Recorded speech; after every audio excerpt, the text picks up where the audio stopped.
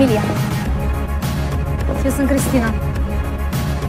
Cât mai trebuie să mă frec de tine ca să mă bagi în seamă? Ba nu, mai ales că nu chiar. Am gândit să la ea și între el. La ea la cine? La Nadia sau la mine? Eu să dau de acum.